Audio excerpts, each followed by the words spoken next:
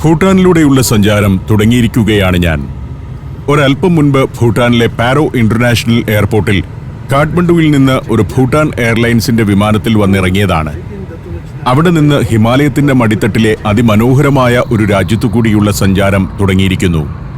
പച്ചപ്പിന്റെ സമൃദ്ധി, മലനിരകൾ, ചെറു ഗ്രാമങ്ങൾ, വിളഞ്ഞുകിടക്കുന്ന നെൽവയലുകൾ. നമ്മൾ ഒരു സ്വർഗലോകത്തെത്തിയ അനുഭവമാണ് ഭൂട്ടാൻ നൽകുന്നത്. ഇത് ഗോപാൽ.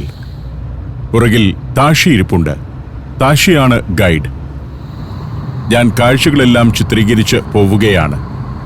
അതിമനോഹരമായ കാഴ്ചകൾ. ലോകത്ത് ഏറ്റവും ശുദ്ധമായി ലഭിക്കുന്ന രാജ്യങ്ങളിലൊന്നാണിത്. ആദ്യ കാർബൺ നെഗറ്റീവ് രാജ്യം. ഇനി 47 കിലോമീറ്ററുണ്ട് തലസ്ഥാനമായ തിംഫുവിലേക്കെത്താൻ. തിംഫുവിൽ എയർപോർട്ടില്ല. പാരോയിലാണ് ഈ രാജ്യത്തെ പ്രധാന എയർപോർട്ട്. തിംഫു എയർപോർട്ട് പണിയാൻ പറ്റിയൊരിടമല്ല. മലകളുടെ നടുക്കാണ് ആ നഗരം. പാരോയിൽ മാത്രമേ കഷ്ടിച്ച് വിമാനമിറങ്ങാൻ സൗകര്യമുള്ളൂ. ഞങ്ങൾ വഴിയിലൊരിടത്ത് വണ്ടി നിർത്തി. പാരോ ഷാബ എന്ന പ്രദേശമാണിത്. പുറത്ത് കൂട കെട്ടിവെച്ച ഒരു സ്ത്രീ ഗ്രാമത്തിലേക്ക് ഇറങ്ങിപ്പോകുന്നത് കാണാം. സ്ത്രീകളുടെ വേഷം മോഡേൺ ആയി വരുന്നുണ്ട്. പക്ഷേ ഈ രാജ്യത്ത് ഒഫീഷ്യൽ കാര്യത്തിന് ട്രഡീഷണൽ വസ്ത്രം തന്നെ വേണം. താഴെ അതിമനോഹരമായ കാഴ്ചയാണ്. ട്രഡീഷണൽ വീടുകൾ. അതിനപ്പുറത്ത് വിളഞ്ഞുകിടക്കുന്ന വയൽ, നെൽവയലുകളാണ്. ഭൂട്ടാനിലെ ഒരു ഗംഭീര കാഴ്ച. കൊയ്ത്തുകാലത്താണ് ഞാൻ ഇവിടെ എത്തിയിരിക്കുന്നത്. അതിമനോഹരമായ ആ ഗ്രാമക്കാഴ്ചകൾ കണ്ട് കുറേ നേരം നിന്നു. പരമ്പരാഗത ശൈലിയിലുള്ള വീടുകൾ. 3 നിലയെങ്കിലും ഉണ്ടാവും എല്ലാ വീടിനും. താഷി ഈ ഗ്രാമത്തിന്റെ പേര് എനിക്ക് കൃത്യമായിട്ട് പറഞ്ഞു തന്നു. അവിടെ നിന്ന് യാത്ര പുറപ്പെടുമ്പോൾ ഇവിടുത്തെ വീടുകളെക്കുറിച്ചാണ് ഞാൻ ചിന്തിക്കുന്നത്. 3 നിലയുണ്ടാകും ട്രഡീഷണലായ എല്ലാ വീടുകൾക്കും. അതിൽ താഴത്തെ നില കന്നുകാലികളെ സൂക്ഷിക്കാനുള്ളതാണ്. അതിനൊരു പ്രത്യേക കാരണം തന്നെയുണ്ട്. തണുപ്പ് കാലത്ത് കന്നുകാലികൾ അതിനകത്തുണ്ടായാൽ ഒരു ചൂട് വീടിനകത്തങ്ങനെ നിൽക്കും. 2ാം നിലയിലാണ് ധാന്യവും വൈക്കോലും വിറകും മറ്റും സൂക്ഷിക്കുക. 3ാം നിലയിൽ കുടുംബം താമസിക്കുകയും ചെയ്യും. ചില വീടുകളിൽ 2ാം നില താമസത്തിനും 3ാം നില സ്റ്റോറേജിനുമായി ഉപയോഗിക്കാറുമുണ്ട്. ഇവിടെ വഴിയരികിൽ ധാരാളം വാഹനങ്ങൾ കാണാം. അതെന്താണെന്ന് ചോദിച്ചപ്പോൾ ആറ്റുതീരത്ത് ആളുകൾ റിക്രിയേഷനു വേണ്ടി വരുന്നതാണെന്ന് താഷി പറഞ്ഞു. ഇന്നൊരു അവധി ദിവസമാണ്. തിങ്കളാഴ്ചയാണെങ്കിലും ഇന്ന് പൊതു അവധിയാണ്.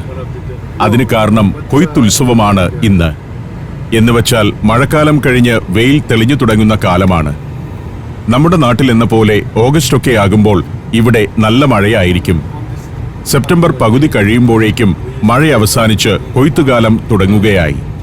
തുറയെ ബാബ് എന്നാണ് കൊയ്ത്തുകാലം കഴിഞ്ഞുള്ള ഈ പൊതു അവധി ദിനത്തിന് പറയുക. മുന്നിൽ ഒരു പാലമുണ്ട്. പാച്ചു നദിയെ ക്രോസ് ചെയ്യുന്ന ഉരുക്കു പാലമാണിത്. പാച്ചു എന്നത് പാരോ ചു എന്നതിന്റെ ചുരുക്കപ്പേരാണ്. പാരോ നദി എന്നാണ് അതിന്റെ അർത്ഥം. മുകളിൽ ട്രഡീഷണൽ വീടുകളും ഗ്രാമങ്ങളും. അത് ഇപ്പോഴും അതേപടി നിലനിർത്തുന്നുണ്ട്. ഇവിടെയെല്ലാം ഇന്നത്തെ അവധി ആഘോഷിക്കാനെത്തിയ ആളുകളെ വഴിയോരത്ത് കാണാം. വണ്ടി ഇവിടെ പാർക്ക് ചെയ്തിട്ട് ആറ്റുതീരത്തേക്ക് ഇറങ്ങിപ്പോകുന്നതാണ്. ഇത്രയേറെ കാറുകൾ ഇവിടെ കാണുമ്പോൾ എനിക്ക് അത്ഭുതമാണ്. ആദ്യം ഞാനിവിടെ വരുമ്പോൾ ഈ രാജ്യത്തൊക്കെ പരമാവധി 500 വണ്ടി കാണും. ഇപ്പോൾ എവിടെ നോക്കിയാലുമുണ്ട് കാറുകൾ. 20 വർഷങ്ങൾ കൊണ്ടുണ്ടായ മാറ്റം അത്ഭുതകരമാണ്. അങ്ങനെ പോകുമ്പോൾ അപ്പുറത്തെ കുന്നിൻ മുകളിൽ ഒരു കെട്ടിടം കാണാം. അതൊരു മൊണാസ്ട്രിയാണ്. താച്ചോക് ലഖാങ് എന്നാണ് അതിന്റെ പേര്. അത് ശരിക്കും കാണാവുന്നിടത്ത് വണ്ടി നിർത്താം. മനോഹരമായ ഒരു ആംബിയൻസിലാണ് മൊണാസ്ട്രി. താഴെ ഒരു പാർക്കിംഗ് ഉണ്ട്. ഇവിടെ വണ്ടി പാർക്ക് ചെയ്ത് നടന്നു വേണം താച്ചോക് ലഖാങ്ങിലേക്ക് പോകാൻ. അവധി ദിവസം ഭൂട്ടാനിലെ പുതിയ തലമുറയുടെ കാഴ്ചയാണിത്. ഡ്രൈവർ ഗോപാൽ വണ്ടി പാർക്കിങ്ങിൽ ഒരിടത്ത് കൊണ്ടുചെന്നു നിർത്തി. ഇവിടെ ഒരു തൂക്കുപാലമുണ്ട്. ആ പാലം കടന്നു വേണം അങ്ങോട്ട് പോകാൻ. പാച്ചു നദിയുടെ തീരത്ത് അങ്ങേക്കരയിലാണ് മൊണാസ്ട്രി. ശൈത്യകാലത്ത് മഞ്ഞിനാൽ മൂടിപ്പോകുന്ന മലനിരകളാണ് ഇതെല്ലാം. പരമ്പരാഗത ടിബറ്റൻ ശൈലിയിൽ മരം ധാരാളമായി ഉപയോഗിച്ചു പണിത മൊണാസ്ട്രി കെട്ടിടം. അതിന്റെ ചരിത്രം താഷി പറഞ്ഞു തന്നു. 15-ാം നൂറ്റാണ്ടിൽ താങ് തോങ് ഗെൽപോ എന്ന സന്യാസി സ്ഥാപിച്ച മൊണാസ്ട്രിയാണത്. തെളിനീരുമായി നദി ഒഴുകുന്നു. മഞ്ഞുരുകിയെത്തുന്ന നദിയാണ്. ഇതാണ് അക്കരയ്ക്ക് പോകാനുള്ള പാലം. ഇപ്പോഴത് ഉപയോഗിക്കുന്നില്ല. മനോഹരമായ ഒരു ആംബിയൻസ് ആണ്. നല്ല രസമുള്ള കാഴ്ചകൾ. അവിടെ കുറേ നേരം നിന്നു. മോഡേൺ ഡ്രസ് അണിഞ്ഞാണ് ആളുകൾ ഇന്ന് നടക്കുന്നത്. എന്നാൽ ഈ മോഡേൺ ഡ്രസ് ഒഫീഷ്യൽ കാര്യങ്ങൾക്ക് സർക്കാർ ഓഫീസുകളിൽ പോകുമ്പോഴോ സ്കൂളുകളിലോ ധരിക്കാൻ പാടില്ല. അത്തരം സന്ദർഭങ്ങളിൽ ട്രഡീഷണൽ വസ്ത്രം വേണമെന്നതാണ് ഇവിടുത്തെ നിയമം. താച്ചോങ് ലഖാങ്ങിന്റെ കാഴ്ച മനോഹരമാണ്. അവിടെ നിന്ന് ഞങ്ങൾ വണ്ടിയിൽ കയറി യാത്ര തുടരുകയാണ് തിംഫുവിലേക്ക്. അതിമനോഹരമായ സ്ഥലം. ഒന്നാമതായി ഇവിടമൊന്നും പൊല്യൂട്ടഡ് അല്ല. അനാവശ്യമായ ബാനറും ഫ്ലെക്സും ബോർഡും ഒന്നുമില്ലാത്തതിന്റെ ഒരു വൃത്തിയുമുണ്ട്. പട്ടണങ്ങളിൽ കുറച്ചു പ്രശ്നങ്ങൾ വന്നു തുടങ്ങിയിട്ടുണ്ടെങ്കിലും സ്വച്ഛമായ പ്രകൃതി കാണണമെങ്കിൽ നമ്മൾ ഭൂട്ടാനിലേക്ക് വരണം. അതിഗംഭീരമായ ഒരു അനുഭവമാണ്. ലോകത്ത് ഇങ്ങനെ ഒരു രാജ്യം ഉണ്ടോ എന്ന് നമ്മൾ അത്ഭുതപ്പെട്ടു പോകും. ഹിമാലയത്തിന്റെ ഹൃദയത്തിലുള്ള ഒരു രാജ്യമെന്ന് പറഞ്ഞാൽ അത് ഈ ഭൂട്ടാൻ തന്നെയാണ്. നമ്മുടെ സിക്കിമിനും ഏതാണ്ട് സമാനമായ കാലാവസ്ഥയും ഭൂപ്രകൃതിയും ഒക്കെയാണ്. പാതയോരത്ത് നിരത്തിക്കുത്തിയ കൊടികൾ. ബുദ്ധിസത്തിന്റെ വലിയൊരു കേന്ദ്രമാണിത്. ബുദ്ധിസമാണ് ഇവിടുത്തെ പ്രധാന മതം. ടിബറ്റിന്റെ സംസ്കാരമാണ് ഇവിടേക്ക് വ്യാപിച്ചു കിടക്കുന്നത്. ശരിക്കും ടിബറ്റിലെ അതേ മനുഷ്യർ. ടിബറ്റിന്റെ ഒരു എക്സ്റ്റൻഷനാണ് ഭൂട്ടാൻ എന്ന് പറയാം. അവിടെയുള്ള അതേ വിശ്വാസങ്ങൾ, അതേ ആചാരങ്ങൾ എന്നിവയൊക്കെ തന്നെയാണ് ഇവിടെയുമുള്ളത്. ചെറിയ ചില വ്യത്യാസങ്ങളെ ഉണ്ടാവൂ. അതുപോലെ ബുദ്ധിസമാണ് ഇവിടുത്തെ പ്രധാന മതം. ഇപ്പോൾ ചൂസോമിലേക്ക് എത്തിയിരിക്കുന്നു. ചൂസോം ഒരു ജംഗ്ഷനാണ്. ഫുൻ ഷോലിംഗ് എന്ന ഇന്ത്യയുടെ അതിർത്തിയിലേക്ക് എത്താൻ ഇവിടെ നിന്ന് 120 കിലോമീറ്റർ പോയാൽ മതി. ഇവിടെ നിന്ന് 30 കിലോമീറ്റർ പോയാൽ തിംഫുവിലുമെത്തും. ഇവിടെ വെച്ച് 2 നദികൾ സംഗമിക്കുന്നത് കാണാം. അത് തിംഫു ചൂവും പാരോ ചൂവും കൂടി ചേരുന്നതാണ്. ഇവിടെ ഒരു പാലമുണ്ട്, ചൂസോം ബ്രിഡ്ജ്. ഇന്ത്യ പണിതുകൊടുത്ത പാലമാണിത്. ഇൻഡോ ഭൂട്ടാൻ ഫ്രണ്ട്ഷിപ്പ് പ്രോജക്റ്റ് എന്നാണ് അതിന്റെ പേരു തന്നെ. ഇവിടെ കുറച്ച് കടകളൊക്കെയുണ്ട്. ഞാൻ വെറുതെ അതിലൂടെയൊക്കെ ഒന്ന് ചുറ്റി നടന്നു. കടകളിൽ പലതും നമ്മുടെ നാട്ടിലെ പലചരക്ക് കടകൾ പോലെ തന്നെയാണ്. പക്ഷേ ചിലതിന്റെ അടുത്ത് ചെറിയ റെസ്റ്റോറന്റ് കൂടി കാണും. മുന്നിൽ ഒരു പ്രത്യേക വസ്തു കെട്ടിത്തൂക്കിയിട്ടിരിക്കുന്നു, ചതുരക്കട്ടകൾ. ഇതെന്താണ് സംഭവമെന്നോ? യാക്കിന്റെ പാലുകൊണ്ടുണ്ടാക്കുന്ന ചീസാണ്, ഉണക്കിയ ചീസ്. ഇവർ മിക്കപ്പോഴും ചീസിന്റെ ഈ വെള്ളക്കട്ടയെടുത്ത് വായിലിടും. യാക്കിന്റെ രോമം കൊണ്ടുള്ള നൂലിൽ കോർത്താണ് അത് തൂക്കിയിട്ടിരിക്കുന്നത്. 2 എടുത്ത് നമുക്കും കഴിക്കാമെന്ന് ഞാൻ പറഞ്ഞു. താഷി 2 എടുത്ത് കടക്കാരന്റെ കയ്യിൽ കൊടുത്തു. ഈ 2 പൈസ വാങ്ങിക്കണോ എന്നായി കടക്കാരുടെ സംശയം. 2 കാശ് വേണ്ടെന്നായി അവർ. ഇവരുടെ ആതിഥ്യ മര്യാദ അങ്ങനെയൊക്കെയാണ്. അരി, പരിപ്പ്, ഇങ്ങനെ പല സാധനങ്ങൾ. കടയുടെ ഒരു ഭാഗത്ത് പലതരം ഇറച്ചിക്കറികളൊക്കെ പാത്രങ്ങളിൽ നിരത്തി വെച്ചിരിക്കുന്നു. അകത്തൊരു റെസ്റ്റോറന്റ് ഉണ്ട്. അവിടെ കുറെ ആളുകൾ ഒന്നിച്ച് ഒരു മേശയുടെ അപ്പുറവും ഇപ്പുറവും ഇരുന്ന് ഭക്ഷണം കഴിക്കുന്നു. കുടുംബസമേതം വന്നവരാണ്. പന്നി ഇറച്ചിയാണ് പ്രധാന വിഭവം. മുതിർന്നവരും പിള്ളേരുമൊക്കെ അത് കഴിക്കുന്നുണ്ട്. ഇതാണ് ഇവിടുത്തെ ഒരു റെസ്റ്റോറന്റ്. നല്ല ചായ, മുട്ട പൊഴിഞ്ഞതുണ്ട്. അത് യഥേഷ്ടമെടുക്കാം. എത്ര എടുത്തു എന്ന് പിന്നെ പറഞ്ഞാൽ മതി. പഞ്ചസാരയൊന്നും സ്പൂണുകൊണ്ട് കോരിയല്ല ഇടുന്നത്. കൈക്കകത്ത് കുടഞ്ഞിട്ട് ഒരു ഊഹം വെച്ച് തട്ടുകയാണ്. ഇറച്ചിയാണ് ചായയുടെ കൂടെ സ്നാക്സ് ആയിട്ട് കഴിക്കുന്നത്. അവിടെ നിന്ന് താഷി കുറച്ച് പൂരി പോലുള്ള സാധനം വാങ്ങി. നമ്മുടെ പാനിപ്പൂരി ഉണ്ടല്ലോ, അതിനുപയോഗിക്കുന്നത് പോലെ കുറച്ചുകൂടി വലിപ്പമുള്ള പൂരി. ബലമുള്ള പൂരിയാണ്, ഒടിഞ്ഞു പോകില്ല. എന്തിനാണ് ഇത് വാങ്ങിയതെന്ന് ഞാൻ ചോദിച്ചു. താഷിയുടെ വീട് പാരോയിലാണ്. ഇന്ന് എൻ്റെ കൂടെ ഗൈഡായി വരികയാണല്ലോ. രാത്രി താഷി താമസിക്കുന്നത് പുള്ളിയുടെ ചേട്ടന്റെ വീട്ടിലാണ്. ചേട്ടന്റെ വീട്ടിലേക്ക് ചെല്ലുമ്പോൾ എന്തെങ്കിലും സമ്മാനം കൊണ്ടുപോകണ്ടേ? അതിനാണ് പൂരി വാങ്ങിച്ചിരിക്കുന്നത്. താഴെ വാങ്ചു നദി ഒഴുകുന്നത് കാണാം. 2 നദികൾ സംഗമിച്ചുണ്ടാകുന്നതാണ് വാങ്ചു. വലതുവശത്തു നിന്ന് ഒഴുകി വരുന്ന തിംഫു ചു, ഇടതുവശത്തു നിന്ന് വരുന്ന പാരോ ചു എന്നിവ ഇവിടെ വെച്ച് ഒന്നിച്ചു ചേർന്ന് വാങ്ചു നദിയായി താഴേക്കൊഴുകുകയാണ്. അങ്ങ് താഴെ ഇന്ത്യയിലേക്കാണ് അത് ഒഴുകുന്നത്. ഞങ്ങൾ പാലത്തെ ക്രോസ് ചെയ്തു.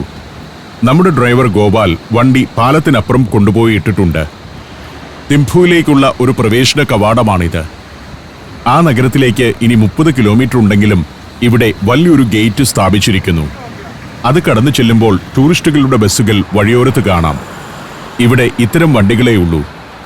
ഏറ്റവും വലുത് ടൊയോട്ടയുടെ കോസ്റ്റർ എന്ന ഈ വണ്ടിയാണ്. അതിലും വലിയ വാഹനങ്ങൾ ടൂറിസത്തിന് ഉപയോഗിക്കില്ല. അതുകൊണ്ട് തന്നെ സഞ്ചാരത്തിന്റെ ടൂർ സംഘം 2 കോസ്റ്റർ വണ്ടികളിൽ ഇപ്പോൾ ഫുൻഷോലിംഗിൽ നിന്ന് പുറപ്പെട്ടിട്ടുണ്ട്. അവർ തിംഫുവിലേക്ക് വന്നുകൊണ്ടിരിക്കുകയാണ്. ഞാൻ അവിടെ ചെന്ന് അധികം താമസിയാതെ അവരുമെത്തും. ഞങ്ങൾ തിംഫുവിൽ വെച്ചേ ഒന്നിക്കുകയുള്ളൂ. Germany, Poland, Bosnia and Herzegovina, Kyrgyzstan. Sancharam volume number 19. Full HD-യിലുള്ള ഈ അപൂർവ ദൃശ്യയാത്രാ വിവരണ ശേഖരം സ്വന്തമാക്കാൻ സഞ്ചാരം എന്ന് SMS ചെയ്യൂ. ഫോൺ 9995444222. മലമടക്കുകളൊക്കെ കടന്നു പോകുമ്പോൾ ഞാൻ ഇവിടുത്തെ ആചാരങ്ങളെക്കുറിച്ചൊക്കെ ചിന്തിക്കുകയാണ്. ടിബറ്റിന്റെ ഒരു കണ്ടിന്യൂവേഷനാണ് ഭൂട്ടാൻ സംസ്കാരം. പുറകിലിരിക്കുന്ന താഷി അതിന്റെ കഥകൾ എനിക്ക് പറഞ്ഞു തരുന്നു. മനോഹരമായ ഭൂപ്രകൃതിയാണ്. ഹിമാലയൻ മലനിരകൾ. ഭൂകമ്പ സാധ്യതയുള്ളൊരു പ്രദേശം കൂടിയായതുകൊണ്ട് കെട്ടിടം പണിക്ക് ഇപ്പോൾ വലിയ നിയന്ത്രണങ്ങൾ വന്നിട്ടുണ്ട്.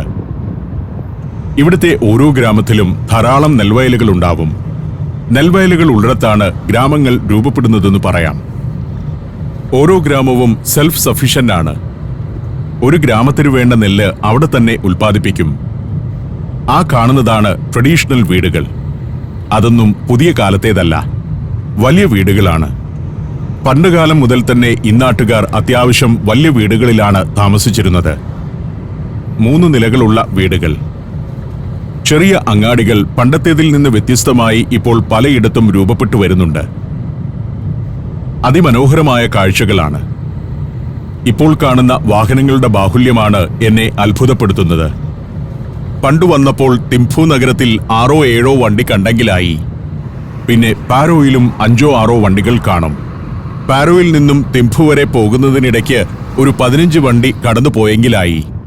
ഇതായിരുന്നു എൻ്റെ ആദ്യ ഭൂട്ടാൻ യാത്രയിലെ കാഴ്ച. അതിശയോക്തിയല്ല ഞാൻ ഈ പറയുന്നത്. കഴിഞ്ഞ 20 വർഷം കൊണ്ട് ഈ നാട്ടിൽ വാഹനങ്ങൾ 1000 മടങ്ങ് വർദ്ധിച്ചിരിക്കുന്നു. പക്ഷേ ഗ്രാമങ്ങൾക്ക് ഇപ്പോഴും വലിയ വ്യത്യാസമൊന്നുമില്ല. അതിനിടയിലൂടെ നമ്മുടെ തിംഫു നദി ഒഴുകുന്നു. നദിയുടെ 2 കരകളിലും നെൽവയലുകൾ. മനോഹരമായ കാഴ്ച. വീടുകളും കെട്ടിടങ്ങളുമൊക്കെ പണിയുന്നതിന് ഗവൺമെന്റ് നിയന്ത്രണങ്ങളുണ്ട്. അതിലെല്ലാം ട്രഡീഷൻ പാലിച്ചിരിക്കണം. അങ്ങനെ പോകുമ്പോൾ ഒരു പെട്രോൾ പമ്പിൽ കുറെ കാറുകളുടെ ക്യൂ കാണാം. ഇതെന്തോ പ്രത്യേകതയുള്ള പെട്രോളാണ്. അതാണ് തിരക്ക്. ഹിന്ദുസ്ഥാൻ പെട്രോളിയത്തിൻ്റെതാണ് ഇവിടുത്തെ പമ്പുകൾ. ഞങ്ങൾ തിംഫു സിറ്റിയിലേക്ക് കയറിയിരിക്കുന്നു.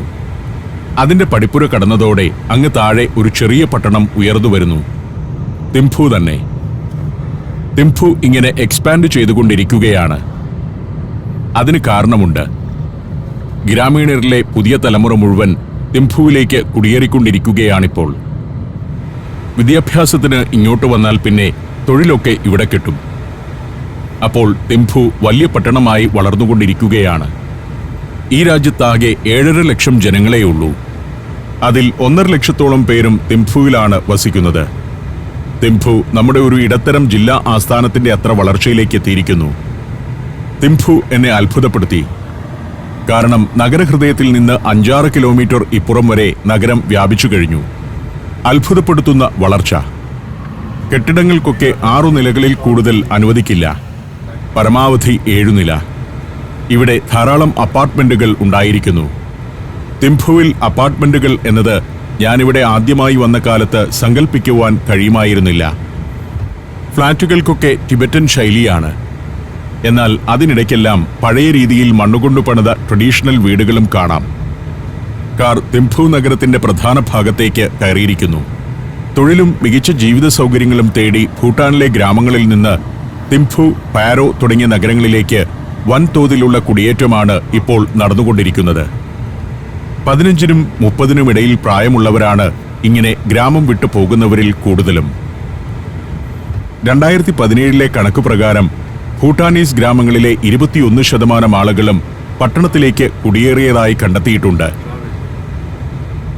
കാർ ഇപ്പോൾ എനിക്ക് വേണ്ടി മുറി ബുക്ക് ചെയ്തിരിക്കുന്ന അസുര ഹോട്ടലിലേക്ക് എത്തിയിരിക്കുന്നു. അസുര ഇവിടുത്തെ പുതിയൊരു ഹോട്ടലാണ്. നല്ലൊരു ഹോട്ടൽ, 4 സ്റ്റാർ നിലവാരം എന്ന് വേണമെങ്കിൽ പറയാവുന്ന ഹോട്ടൽ. ഇവിടെയാണ് നമ്മുടെ സഞ്ചാരം ടീമും വന്ന് താമസിക്കുക. മോഡേൺ ഹോട്ടൽ, എന്നാൽ ഭൂട്ടാനീസ് ശൈലിയുണ്ട് എവിടെയും. ഞങ്ങൾ ലോബിയിലേക്ക് കയറി ചെന്നു. പെൺകുട്ടികളാണ് ഹോട്ടലിൽ ജോലി ചെയ്യുന്നവരിൽ ബഹുഭൂരിപക്ഷവും. ആണുങ്ങളെ അധികം കാണുകയേയില്ല. കയറി ചെല്ലുമ്പോൾ തന്നെ ഒരു ബാറുണ്ടിവിടെ. മദ്യം പൊതുവെ ലിബറലാണ് ഭൂട്ടാനിൽ.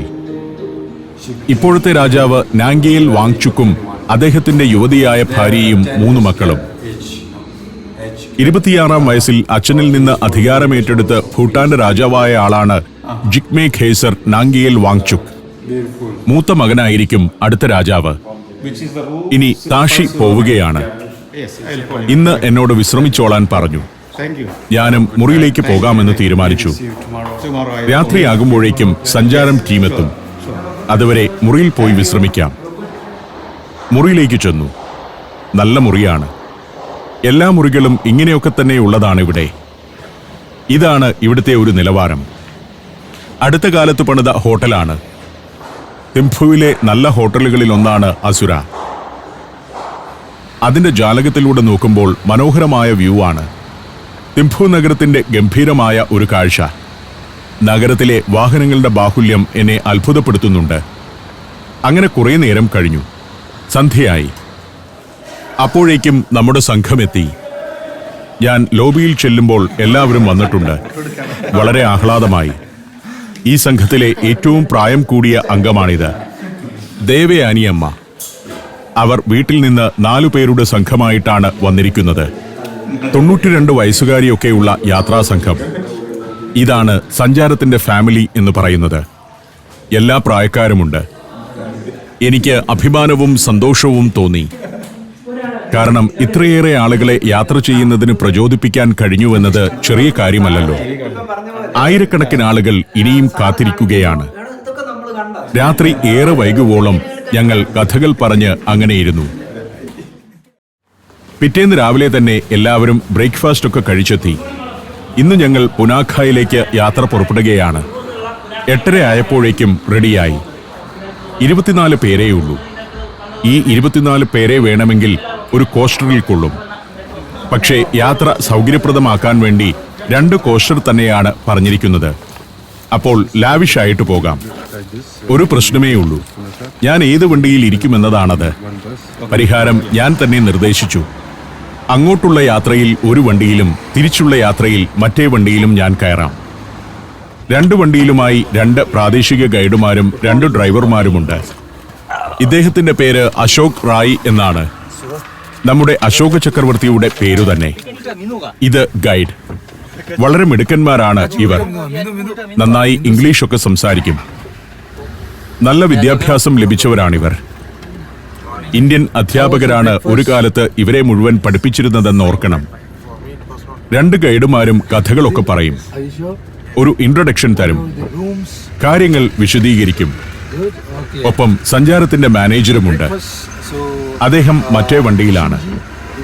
ഷിഞ്ചു എന്നാണ് അദ്ദേഹത്തിന്റെ പേര്. ഷിഞ്ചുവിനെ പിന്നീട് പരിചയപ്പെടുത്താം. ഞങ്ങൾ ഇന്ന് പോകുന്നത് പുനാഖയിലേക്കാണ്. ഇവിടെ നിന്ന് 72 കിലോമീറ്ററുണ്ട് പുനാഖയിലേക്ക്. അതിനിടയ്ക്ക് ദോച്ചുല പാസ് എന്നു പേരുള്ള ഉയരമാർന്ന പർവ്വത വഴി കടന്നു വേണം പോകാൻ. ഇവിടെ ബസ് സർവീസൊക്കെ ആരംഭിച്ചിരിക്കുന്നു. നല്ല ബസ്സുകളാണ്. ടാക്സി ഉണ്ട്. ഗതാഗത സംവിധാനങ്ങളെല്ലാം വളർന്നിരിക്കുന്നു. 4 വരി പാതകൾ ചിലയിടത്ത്. അടിസ്ഥാന സൗകര്യങ്ങളൊക്കെ ഇംപ്രൂവ് ചെയ്തിരിക്കുന്നു. മലമ്പാതയിലൂടെ മലകയറ്റം ആരംഭിക്കുകയാണ്. സമുദ്രനിരപ്പിൽ നിന്നും 1200 മീറ്റർ ഉയരത്തിലാണ് പുനാഖ. ഒരു കാലത്ത് ഇവിടുത്തെ രാജനഗരമായിരുന്നു അത്. ഭൂട്ടാന്റെ ഭരണസിരാ കേന്ദ്രം. 1955-ലാണ് പുനാഖയിൽ നിന്നും ഭൂട്ടാന്റെ തലസ്ഥാനം തിംഫുവിലേക്ക് മാറ്റുന്നത്. രാജാവിന്റെ ജോങ് ആണ് പുനാഖയിലെ പ്രധാന കാഴ്ച. ജോങ് എന്നാൽ കോട്ട. ആ കോട്ടയിലിരുന്നാണ് 17-ാം നൂറ്റാണ്ട് മുതൽ 20-ാം നൂറ്റാണ്ട് വരെ നാംഗ്യാൽ രാജാക്കന്മാർ ഭൂട്ടാൻ എന്ന കൊച്ചു ഹിമാലയൻ രാജ്യത്തെ ഭരിച്ചത്. 17-ാം നൂറ്റാണ്ട് വരെയും പരസ്പരം കലഹിച്ചിരുന്ന നാടുവാഴികൾ ഭരിക്കുന്ന കൊച്ചു കൊച്ചു പ്രദേശങ്ങളായിരുന്നു ഭൂട്ടാനിലുണ്ടായിരുന്നത്. 17-ാം നൂറ്റാണ്ടിൽ ടിബറ്റിൽ നിന്നെത്തിയ ലാമയും പട്ടാള നേതാവുമായ ശബ്ദ്രുങ് നംഗ്യാലാണ് അവയെ ഏകീകരിച്ച് ഒരു രാജ്യമാക്കിയത്. പക്ഷേ അദ്ദേഹത്തിന്റെ മരണശേഷം വീണ്ടും അധികാര വടംവലിയുണ്ടായി. പിന്നീട് ഉഗൻ വാങ്ചുക് എന്ന ഗോത്രത്തലവൻ ഇന്ത്യയിലെ ബ്രിട്ടീഷ് ഭരണകൂടത്തിന്റെ സഹായത്തോടെ ഭരണം കൈയടക്കി. ആ രാജവംശ പരമ്പരയാണ് ഇപ്പോഴും ഇവിടെ തുടരുന്നത്. മലകളും വനപ്രദേശങ്ങളുമെല്ലാം പിന്നിട്ട് ഞങ്ങൾ പുനാഖയിലേക്കുള്ള സഞ്ചാരം തുടർന്നു.